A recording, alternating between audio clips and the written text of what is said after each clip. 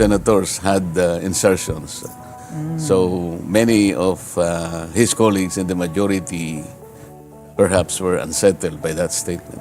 I see. But insertions per se is not illegal. At that time, kasi ang insertions connotes a negative impression. Kasi nakita nyo naman related sa mga flood control projects, katakot-takot na insertions na kung gamitin pa yung ibang mga salita dyan, consolidation, amendments, pero iisa naman yung definition nun eh. Basta naglagay ka doon na originally wala sa NEP. Mga insertions yun. Ano po ang inyong working principle habang tayo po ay pumupunta po dito sa lugar kung saan lahat ay akusasyon bago ito mapatunayan? Nalulungkot ako. Kasi tingnan mo na lang si Orly Gutesa. Sa aking palagay ay isa siyang mabuting tao. Sapagkat nakita ko sa kanya yung paninindigan niya. Orly Gutesa is very credible. He has nothing to gain here. He has everything to lose. Ayan po, magandang araw mga ka-reaction bay. Ito po no, pag-uusapan po natin at re-reaksyonan ang mga interview ni Ma'am Corina kay Senador Marcoleta. Ito na po yung pinakaihihintay ng taong bayan. First time in the history. Ay, nako naman. Yan, at least po ngayon na interview. Nagkita na po si Madam Corina at si Senador Marcoleta. So bago po ang lahat dyan, yung hindi pa po pala naka-subscribe sa ating channel, huwag niyo pong kalimutang subscribe naman. Isang subscribe lang po, masaya na tayo. At kung meron pa po kayong time, pwede niyo pong share, like naman, no? So, subscribe niyo po sa ilalim po ng ating video, bandang kanan. Meron po ang subscribe button po dyan. No? I-click niyo lang po, dire-diretso na yun. So, ito na po. So, i-rekta na po na tayo kay Senador Marcoleta, no? Sana po, wag po kayong kukurap sa ating mga balitang ito, no? Ito, irekta na po tayo. Harap ko ito eh. Ganun po ba? Mas pangarap po kayo ng marami kasi mahirap po kayong mahagilap. Hindi naman. Are you by choice scarce from the media? Hindi naman. Hindi naman. Sa dami kasi ng inaatupag din. Oo. So ang resumption po ng Senate Blue Ribbon Committee ay kailan? Meron na po bang petsa? Nakikita ko lang sa social media, parang November 14. November 14. Yes. Blue Ribbon Committee na po yon. Yes. Okay. Ano po ang reaksyon po ninyo sa pagbabalik ni Senador Ping Lacson bilang head ng Committee on the Blue Ribbon Committee? Kung gusto niyang bumalik, wala namang makakapigil sa kanya. Nagtaka nga ako kung bakit siya nag-resign. Tatanungin ko rin po sana kayo, bakit nga ba siya nag-resign? Marami pong haka-haka kung bakit. Mas maganda kasi kung siya sasagot nun eh. Hindi ko naman kaya sagutin yung para sa kanya. Hindi po ninyo alam kung ano yung mga pinag-usapan ng mga kasamahan po ninyo? Kasi sa majority lang dinidesisyonan yun. Hindi makasama ang minority. Ang sabi po ni Senador Lacson noon ay if something like this, kung ang aking mga kasamahan mismo ay nagdududa sa aking judgment o mga desisyon, edi wag na lang. May naramdaman po ba kayong ganon of lack of confidence in his leadership? Nagsimula siguro na sabihin niyang almost all senators had insertions. So many of his colleagues in the majority perhaps were unsettled by that statement. I see. But insertions per se is not illegal. At that time, kasi ang insertions connotes a negative impression. Kasi nakita nyo naman related sa mga flood control projects, katakot-takot na insertions na kung gamitin pa yung ibang mga salita dyan, consolidation, amendments, pero iisa naman yung definition nun eh. Basta naglagay ka doon na originally wala sa NEP. Mga insertions yun. Ano po ang inyong working principle habang tayo po ay pumupunta po dito sa lugar kung saan lahat ay akusasyon bago ito mapatunayan? Nalulungkot ako. Kasi tingnan mo na lang si Orly Gutesa. Sa aking palagay ay isa siyang mabuting tao. Sapagkat nakita ko sa kanya yung paninindigan niya. Orly Gutesa is very credible. He has nothing to gain here. He has everything to lose. Bakit naman siya yung pinipilit na gisain at sinasabi na di umano ay fraudulent yung pagkakanotaryo ng kanyang sworn statement? I don't think he has the capacity to falsify. Saan siya kukuha ng stamp? Saan kukuha ng dry seal? Paano niya maihiram yung notarial register para makita niya kung ano yung number na ilalagay sa document, anong page number, anong book number? All these are foreign to an ordinary individual na maaring hindi niya alam kung ano yung notary public. At wala pa akong nakitang nagpanotaryo sa buong buhay ko na binalikan niya yung kung sino man yung namamahala doon sa notarial office na yon. At siniguro niya, "Ma'am, sir, pasensya na po, gusto ko lang makasiguro kung kayo nga po ang pumirma nito." Walang ganun eh. Notary public services in this country has become a cottage industry. Lalong-lalo na sa mga areas na may mga city hall, mga municipal hall. Hindi mo makikita yung yung abogado. Wala naman nagpapakita eh. And chances are, yung notaryo na yon, hindi nga niya pirma yon because naglalagay lang sila ng associate doon, staff, secretary kaya, para siyang pumirma. Para sa kanya. Para sa abogado. It has become a lucrative business. Nakagawian na nga po talaga yan. I mean, from my own experience. Nakita yes. ko yung abogada passed the bar in 2021. So 4 years pa lang siyang abogado. Pero kung titingnan mo, judging from the number of books, yung notarial registers, nasa book 8 na siya. So talagang nila yung pagnonotaryo. Yan siguro, baka hindi nagtatrial yon, baka wala sa korte, pero yung talagang pangunahing ikinabubuhay nila yung pagnonotaryo. Yun po ang inyong hinala. Okay, ano naman po kaya ang magiging motibo ni Ginoong Gutesa? Either way, ipeke o kaya yung magsabi ng totoo? Bakit niya nanaising ipeke pa? Nagmamadali siya. Kasi nung makita ko siya, alam mo yung pagpapanotaryo, wala naman sa isip niya rin siguro yun eh. Para sa akin lang yun. It's an added assurance sa akin. Totoo yan nasasabi to. Kumbaga, siguro maski ikaw siguro isipin mo rin. Sige nga, kung talagang buang loob mo. Kasi mabigat naman yung accusation niya. Talagang, he is connecting the dots between Saldico and Martin Romualdez. And nobody did. Siya lang. So para sa akin lang yun. I want to satisfy myself that this guy is a true person. So sabi ko, may time ka pa naman. Sabi ko pa kay Mike, pakitulungan nyo na lang. Nagmamadali ako, babalik ako sa Senate. Kasi hahabulin ko yung aking 3 o'clock Former session. Senator Mike Defensor. Congressman. Congressman, yes. Yeah. So umalis na ako. Then bago ko umalis pala, sabi ko, okay, kung buo ang loob mo, Orly, bukas ang hearing. At sana before 9 o'clock, nakapasok ka na sa Senate. Which he did. I think Senator Ping even monitored the CCTV na-interview siya somewhere. Sabi niya, pinakuha ko yung CCTV and I saw that Gutesa was fetched from the guards area at 8:27 and he was whisked into the office of Senator Marcoleta. Pagkatapos noon, after 30 minutes yata to about 1 hour, sabi niya, dinala siya sa lugar na kung saan yung mga maghihiring. Ganong kalawak kanya yung kinalaman ni Senator Marcoleta. Hindi ko malaman kung ba't niya sinabing ganong kalawak. Ano ibig niya sabihin kalawak? Kaya tinatanong ko lang, mas a chairman of the Blue Ribbon Committee, tingnan pa niya sa CCTV kung sino yung pumupunta sa mga opisina namin.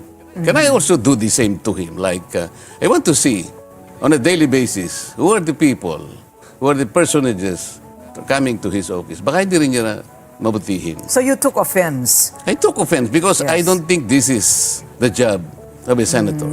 Much less kung ano yung rapport niya sa kapwa niya senator. So, meaning you took it to mean that he may be suspecting that this was all your orchestration. Parang ganon. Parang ganon. Hindi ba siya magkasya na pumunta na lang yung tao? Why would he look into the CCTV? Well, at that time, you were the Blue Ribbon Committee chairman. He was already. He was already. Hindi, out na ako. So, palagay po ninyo Hindi lamang yun eh. May nagsabi pa sa akin na tinignan din nila yung CCTV doon sa Seascape. Isang Chinese resto na nandun yung Golden China. Kasi sinabi ko, before I presented Gutesa, kinuwento ko yung antecedents. So sabi ko, tinagpo ko siya para malaman ko talaga, nagmamadali ako. So tinignan nila siguro yung time frame. Parang tumama yata yung time frame dahil hindi man ako talaga nagtagal. So mukhang hindi nila ipipresent yung Seascape. Because napansin nila, tama na, nagpunta siya tapos bumalik din. Okay, just to summarize so far, ito pong nangyari sa pagnonotaryo ay teknikalidad at gawain na talaga. That I can confirm because from my own experience, It's a common nangyayari po practice. talaga. Yes, it is a practice. And parang walang basihan ang sinasabi nila na kayo po ang nagpakana ng buo at nag-choreograph ng buong Gutesa episode. Hindi lamang iyon, dapat mag-umpisa doon sa anong motivation. Ikaw na rin ang nagsabi, anong motivation naman ni Gutesa? Nagmamadali, mag-iimbento siya ng estampad ng notarial details ng abogada. Nanghiram siya ng dry seal. Pagkatapos nanghiram siya ng notarial register para makuha niya pati yung estampad ng lugar yung Manila. Gaganunin mo ganyan para... Bakit niya gagawin yun? Pinakamadali para sa kanya, magbayad lang siya kung magkano yung sisingilin sa kanya, kung 200, kung 300, up to 500 pesos. I think that's the better and easier way to do this. Why would Gutesa chose to do this in a different way? What about money? Sasabihin ng ibang tao, baka nakatanggap ng mana from heaven. Sino magbibigay? Mas marami ba akong may bibigay kaysa bibigyan ng mga taong binanggit niya doon sa kanyang affidavit? Mali-maleta. Not necessarily Mali-maleta. from you, Senator. Maaaring magaling sa iba. At, Siguro pinag-iisipan nila baka nanggaling sa... Ano na lang ang may bibigay ng isang Rodante Marcoleta kung ikukumpara doon sa mga taong binanggit niya na mali-maleta na halos 3 araw sa isang linggo ang sinasabi niyang delivery. So palagay po ninyo, kayo po'y abogado rin, ano? Ano po ang maaaring gamitin na corroborating circumstances or testimony dito po sa mga sinabi ni Ginoong Gutesa na pag-deliver po niya ng mali-maletang pera doon sa construction site daw? Ang unang makapagpapatunan niyan, tawagin nila yung 2 lalaki na binabanggit niya doon. Ang pangalan ay John Paul Estrada at saka Mark Tiksay. Sila daw ang nag-aabot, nag-handle pagka i-deliver na yung pera dun sa Valle Verde at bibilangin doon. Pagkatapos sa Valle Verde, dadalhin doon sa may horizon sa BGC. Sa Hyatt yata yun. At from Hyatt, ibababa nila yung dapat na ibabang mga maleta at dadalhin sa bahay ni Martin Romualdez. Yung 2 lalaki, bakit wala mang mag-isip sa kanila na tawagin yung 2? Bakit ang pinipilit ni Gisain si Gutesa? Ang balita ngayon, iniipit na rin yung 2. Nasaan nga po ba itong dalawang ito? Itinago raw yung 2. Ang balita, itong 2, hindi ko alam kung yung Mark Tiksay kung nasaan, pero yung John Paul Estrada, nandun daw sa Chile at binabantayan. Saan po? Chile. Yan ang huling balita. Chile, why? We have no extradition treaty with Chile? Siguro, bukod sa malayo, baka wala tayong extradition treaty. Oo. John Paul Estrada and Mark Tiksay. Ayun. Parang ngayon ko lang naririnig itong mga pangalan ito. Nandun sa I see. Okay. Nandun sa Makahuli lang ako source sa balita. statement. Bakit? Ang unang dapat na ginawa nila, sinecure nila yung 2 na yun. Kung talagang gusto nila, tumagal kami. Halos, nung lumabas si Gutesa, hininto nila. Nag-resign ng chairman, pagkatapos, nag-adjourn kami. Pwede naman kasing mag-hearing, Miss Corina. Kasi ngayon, kahit naka-adjourn kami, nagbi-briefing kami sa ating budget. Dapat tinawag din nila si Congressman Eric Yap. Dahil binanggit niya to, siya yung nagdala ng pera doon sa noong December 2024. Yun daw ang pinakamarami na perang dinala. Sapagkat 46 na maleta, suitcases, na rimowa yung makakapal. Kaya ang bawat isang maleta ay naglalaman ng 48 million. Bakit hindi man lang nila tinawag si Eric Yap? Oh, mga ka-reaction ba? Quick break lang ha. Kung nagugustuhan nyo po itong ating munting video, huwag nyo pong kalimutan mag-subscribe, mag-like at mag-share. Ayan. So, eto na po, rekta na tayo ulit ha. Anyway po, bago po yan, sabi nga niya ni Senador Marcoleta kay Corina, no, na bakit yung sinabi pong mga pangalan ni Master Sergeant Gutesa, yung dalawang pangalan na yun, si Tiksay, si John Paul Estrada ba yun? Ba't ngayon wala na po sila? Dapat noon pa po yan, naka-hold na. Yung lahat po ng sinabi, pangalan ni Master Sergeant Gutesa, dapat po naka-hold na yan. O kaya naka-block na po yan na hindi na po pwedeng umalis ng Pilipinas. Noon pa po dapat yan, ginawa na yan. Yun nga ang nangyayari dito. Talagang ang tao dyan, para ma-delay po lahat o hindi po makasuhan yung mga sa flood control, lahat po ng involved, ay siyempre, sa bagay, gumagawa po sila ng paraan. Kahit ako, kung akong gumawa ng kalokohan, ako gagawa ako ng paraan. Ang problema dyan, ang ating gobyerno siguro, bakit dapat mas mautak pa yan dapat sa mga magnanakaw. Alam na nila dapat ang gagawin. Kaso hindi, di ba? So anyway, irekta na po tayo ulit. Binanggit. Ang pinipilit nilang bigyan ng butas, yung statement, Na hindi na wala tamang- namang motivation para mameki pa si Gutesa. Why not just follow that lead? At Instead- pagkatapos, naging academic din yung Miss Corina, sapagkat alam mo naman, nung tagpo na siya ay humarap na at sumumpa na rin sa committee.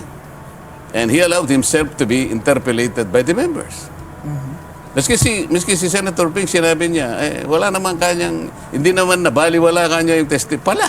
Bakit pa tayo pumupunta dun sa Notary Public? Kinasangkapan nila yung executive judge ng RTC ng Manila para gumawa ng order na yung pirma ay talagang hindi pirma ng abogada. Why would it be a problem to remedy that? Can't he just redo the affidavit and do the notary Tama.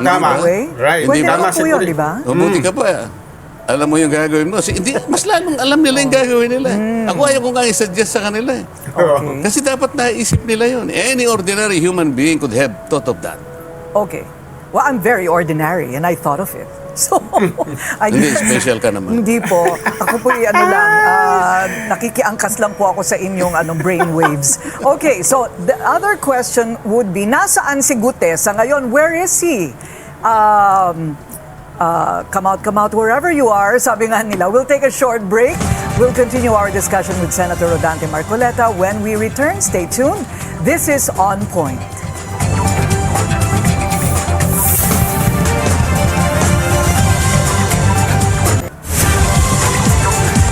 Back, still with us, Senator Rodante Marcoleta. And our hanging question just minutes ago is, where is Gutesa? Is he in hiding? Is he hostaged? Sana Wala alam pong ko. nakakarinig. Sana alam ko. Kasi nung huli ko siyang makita pagkatapos ng hearing, inayawan niya yung witness protection program. Nagbagong isip niya. Sabi niya, wag na po. Sabi niya, ganun. I can take care of myself. And then I said, paano yung Senate protective custody na gusto ring ibigay para sa'yo? Wag na po kanya para hindi na po kayo maabala dito sa Senate. Kaya ko naman po, may tropa naman po ako, sabi niya. Yun ang salita niya. So he has refused witness protection, but he Yes. stands by everything in that affidavit. Yun ang alam ko sapagkat Papanindigan pa rin niya. yun ang sinabi niya bago siya umalis. Okay, so hindi po ninyo alam, pinaghahanap ba siya ng tao? I mean, in-law, pwede po ba siyang hanapin at pilitin na umappear sa Senado? Hindi, ang aking kasing pinagdududahan dyan, bakit kasi kung ano-ano nga yung ipinatong ng mga akusasyon sa kanya na nameki siya ng baka ako yung kahit papano naiinis yung tao. Ako na nga kanya ang gumagawa ng mabuti. Ako na nga nagpresenta para makatulong sa ating pamahalaan, hanapin ang mastermind kung sino yung totoo. Ako pa pala ang gigisain nito. Para bang nagturo lang ako kung sino yung nagnanakaw ng kalabaw sa barangay. Imbes na puntahan yung aking itinuturo na alam ko namang yun ang magnanakaw, ako ngayon ang binalikan. So, maaaring nadi-discourage. Pagkatapos, meron pang nagsasabi na pinipressure siya na palitan ang kanyang testimony, mag-recant siya, alalahanin mo ikaw yung pamilya mo. So, ganun. Baka nga, hindi naman imposible na maaaring people are working on him para lamang mag-iba siya ng statement. Bago lumabas o kaya ay wag na lang magpakita. Pero siya po ay isa sa mga iimbitahan daw sa resumption ng Blue Ribbon Committee hearings. Ano po sa palagay ninyo? Magpapakita ba siya o hindi? Palagi ko kung nandito naman yun. Kasi naniniwala ako sa kanya na sabi niya, para po sa bayan kaya ako ginagawa ito. Do you have any idea kung sino po itong sinasabi ni Senador Ping na isang surprise and very important witness na darating po? Sana tanungin mo na lang si Senator Ping. Walang may alam. Kasi nung ako ang magpakita sa kanya ng, sabi niya, dapat lang kanya mayroong courtesy. Parang ako pang nawalan ng courtesy nung ipresenta ko si Orly Gutesa. Samantalang sinabi ko naman na circumstansya, kahapon ko lang ako nakita itong taong ito at di rin ako naniniwala na baka hindi rin buo ang loob niya. Kaya hindi ko naman nasabi sa inyo. Maski ako ay umaasa rin na talagang babalik siya rito kagaya ng ipinangako niya. So hindi ko sinabi. Ngayong nakita kong bumalik, at saka ako ngayon siya ini-introduce sa inyo. Right. So sinabi niya sa akin, wala raw akong courtesy. Samantala ngayon, sinasabi niya sa buong mundo na meron siyang surprise. So kung talagang may courtesy siya, di sabihin niya na kung sino. Para hindi naman siguro nag-iisip yung mga kagaya namin. Sapagkat membro rin naman kami ng Blue Ribbon Committee. Right. Di ba? So dahil dahil po sa baka mahirap po kayong mahagilap ulit. So isa-isahin ko na po yung iba't ibang mga tanong sa nalalabi nating oras. Pagkakaya ko sagutin, sasagutin ko. Opo. I actually offered Senator Marcoleta that we have a preliminary discussion about questions and you said it's not necessary. So here we go.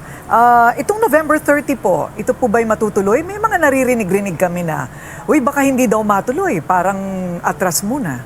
Wala akong alam sa November 30. Wala po kayo, hindi po kayo, you don't participate in the... November 30, wala akong For November 30, I see. Okay. Ito pong mga diskaya, do you still believe that they should be state witness? Bakit po sila umatras? Hindi sila umatras Ayaw ba? silang tanggapin, di ba? Oh. Kasi tingnan mo ako rin, nilatag ko naman yun Itong ganito kakong kalaking pandarambong sa kaban ng bayan, hindi ganun kadaling ma-identify mo, matukoy mo ang mga masterminds. Ang makikita mo dyan, pag wala kang nakuha ka ako sa pamagitan ng witness protection, kasi kaya lang naman ipoplot mo yung witness protection para magsabi siya talaga Lalong-lalo na sila, may kinalaman sila sa pagkakagawa nitong mga anomalyang flood control na ito. So gagamitin natin yung batas para sa kanila, which is the Witness Protection Program. Ngayon, under Section 10, sapagkat sila'y kasama nga rito, they could qualify as state witness sapagkat yung mga requirements, maaaring tumama sila.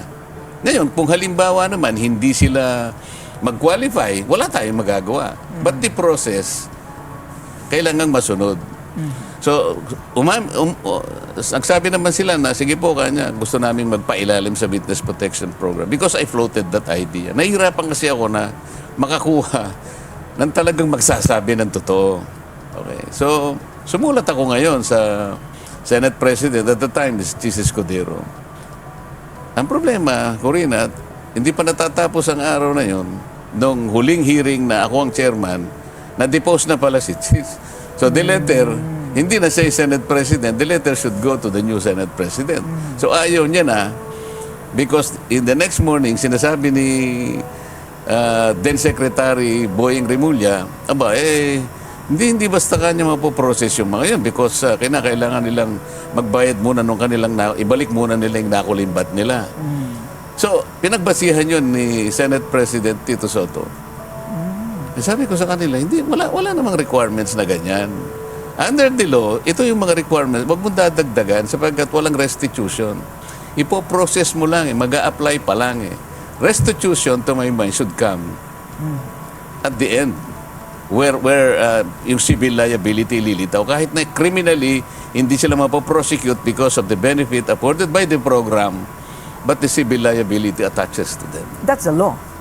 That is the law. Oh, yun, doon magre-restitute Kailangan ka na yan. mapatunayan muna Yes, ang ma'am.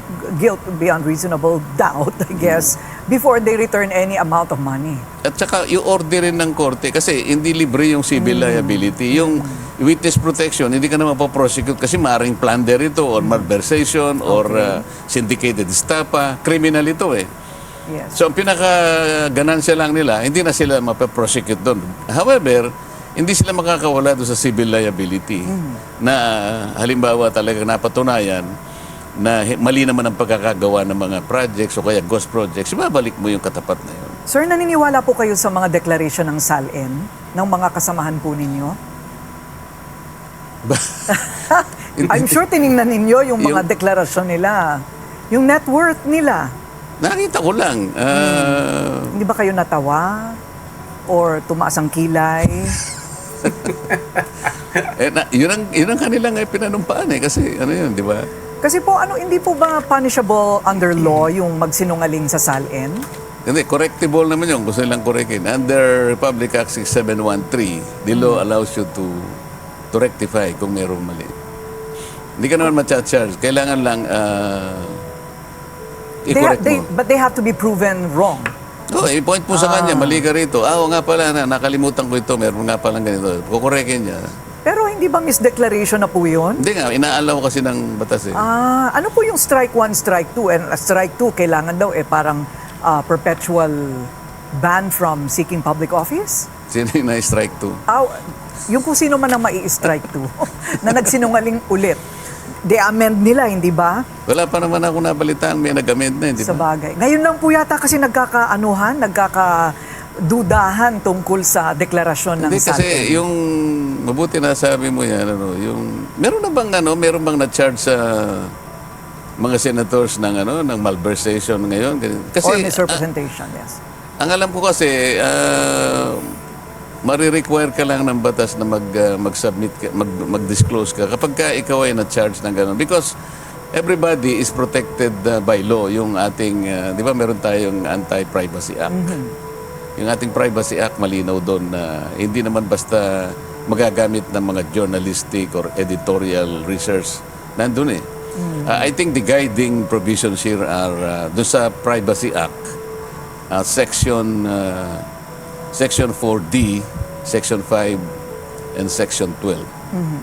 Nakalagay doon. Okay. Sa palagay po ninyo, dapat lang na kahit you are co-equals, the upper house and the lower house, dapat humarap si former Speaker Martin Romualdez sa Blue Ribbon Committee sa Senado.